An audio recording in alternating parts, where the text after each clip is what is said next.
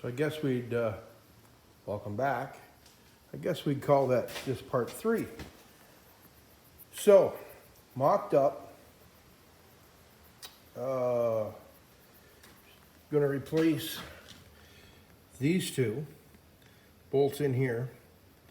Here, and on the other side, there's one right here, grade 8s. With a washer, lock washer, and then a lock nut. That's so I can take it apart and get this out of here. So, all the binding I had before has gone away. And I gotta tell you, this is a pressure washer for the power steering. It goes in here in the seat that is right in here. Now the problem is, I don't know where probably two problems. First problem is this end, which came in the new one, does not accept this hose. The threads are way too deep. It's way too, this is where you build your pressure. But this is this little valve in here. The threads on this new one were way too deep. So I took the old one off the other pump and put this in here and got it to work. But it was leaking. So after a couple tries of those washers, I expended all the ones I had except this little one right here for a hydraulic fitting. Just couldn't stretch it enough to get over it. So,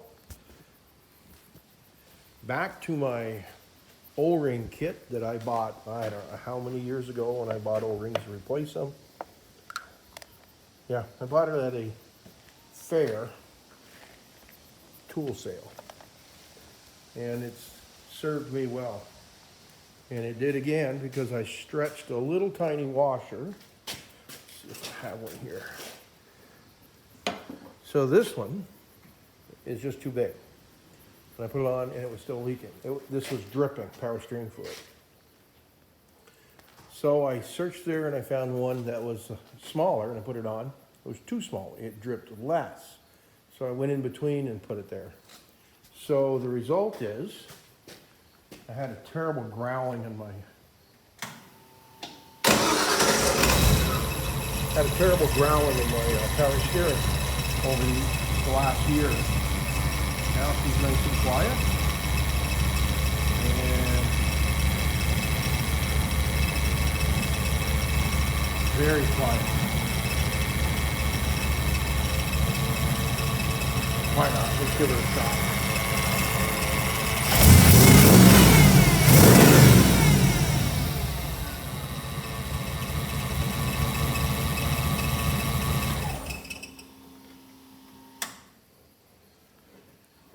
Okay, enough for one night.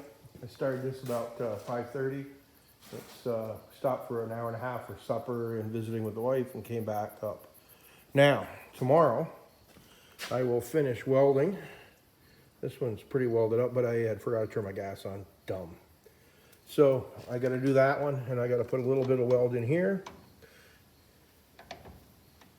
Now, unfortunately, this one is for a round shaft, and this is one of those square D's or whatever they call it. So this is nice and solid. This is pretty solid. It is going to bother me because it allows it to move and not bind, which kind of makes me happy. No power steering leaks. Yeah. Onto that rear end. That may take me a week or two. I got to fabricate some parts. I want to lower the bags so I can get better, I can draw the bags up higher, push them up higher. They're 2,500 pound bags on the back, twin. I'm going to put a 2-inch block under them so I can get 2 more inch extension on them. And that'll give me a little bit of rake on the truck when it's sitting with the air on. So all in all, productive evening on the rat rod. Still a long ways to go. It is running and driving. It is on the road. It is inspected. It passed inspection. It did last year. It'll be due for inspection this month, August. It's done. So I'll have to get it inspected in September. I'll probably run it down and have it inspected before I put the rear end in it. And then I got to play with my 52 a little bit, the 66, the 31, or excuse me, the 30 Model A. What else? I just don't have enough time, but it's fun. And the double joint was the key to the success on the steering, and then adding another stabilizer. So there we go. Thanks for the comments. Thanks for all the subscriptions. I